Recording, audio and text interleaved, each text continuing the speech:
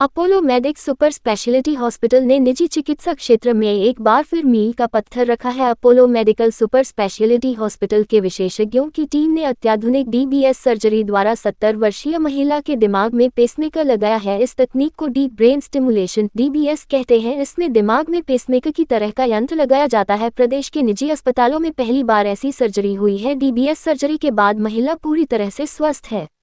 Apollo medics super speciality hospital के neuro surgeon doctor Sunil Singh ने बताया कि 70 वर्षीय महिला पिछले 9 साल से पार्किंसन से जूझ रही थी। पार्किंसन पर नियंत्रण के लिए पिछले 9 वर्ष से मरीज को चिकित्सक फुल डोज पर दवाएं दे रहे थे। इसके बावजूद महिला का मर्ज नियंत्रण में नहीं आया व उनके दिमाग का क्षरण डीजनरेशन जारी रहा।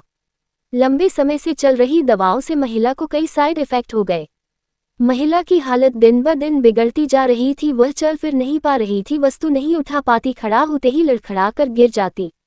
पूरी तरह से वह दूसरों पर आश्रित हो गई थी। डॉक्टर सुनील सिंह ने बताया कि महिला के इलाज के लिए डीबीएस सर्जरी करने का फैसला किया गया। इस सर्जरी में दिमाग में पेसमेकर जैसा यंत्र लगाया जाता है। इसमें मरीज के सिर के पिछले हिस्से में 2 छोटे छेद कर वहीं से 2 इलेक्ट्रोड दिमाग में डाले जाते हैं। उससे एक बैटरी से जोड़ा जाता है। ये पार्किंसन ये जो सर्जरी हम किया है अपोलो में first time in Uttar Pradesh, इसको डीप ब्रेन स्टिमुलेशन बोलते हैं। जैसे पेसमेकर, कार्डियक पेसमेकर की तरह इसमें जो बारीक से लीड्स जो है ब्रेन के डीप न्यूक्लियस जो बिल्कुल मिडलाइन के बाद न्यूक्लियस है, उसमें लीड्स डाल के बाहर से इनको स्टिमुलेट करते हैं इस पेसमेकर से।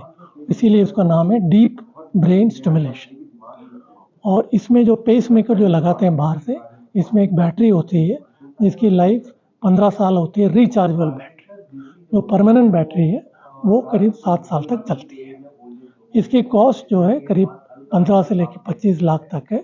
इसके साथ एक प्रोग्रामर आता है और इस प्रोग्राम से आप इसके ब्रेन के अंदर जो करंट जाती है उसकी पावर हम कंट्रोल कर सकते हैं और उससे पेशेंट्स की सिम्टम में कंट्रोल हो जाता है। कितना सक्सेस हो, कितना समय तक चलेगा? ये सक्सेस ऑलमोस्ट 90% है अगर हम केयरफुल पेशेंट को सेलेक्ट करें।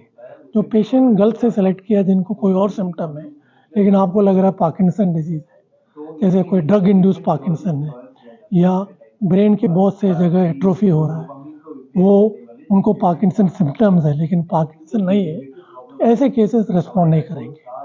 लेकिन अगर प्योर पार्किंसन डिजीज है तो ये 90% रिस्पॉन्ड करेंगे। तो डीबीएस यानी कि डीप ब्रेन स्टिमुलेशन, ब्रेन के डेप्थ में जो न्यूक्लियस होता है उसमें इलेक्ट्रोड और बैटरी के द्वारा उसको स्टिमुलेट करके बीमारी का निवारण किया जाता है। इंडिकेशन स्पेसिफिकली पार्किंसंस डिजीज होती है जिसमें हाथ कांपने वाली बीमारी होती है। इसके अलावा भी कुछ और इंडिकेशंस हैं, एसेंशियल ट्रेमर और ओसीडी वाली बीमारियां भी में भी यूज़ हो सकता है।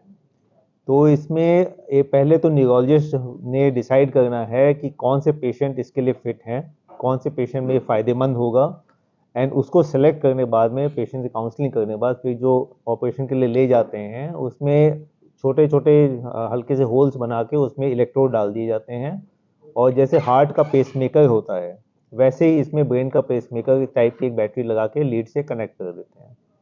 एंड उसके बाद फिर पार्किंसन डिजीज की बीमारी का ट्रीटमेंट जो कि उसी के द्वारा आगे चलता है। सर कितना कारगर साबित होगा ये प्रदेश में पहली इस तरीके की सर्जरी हुई है?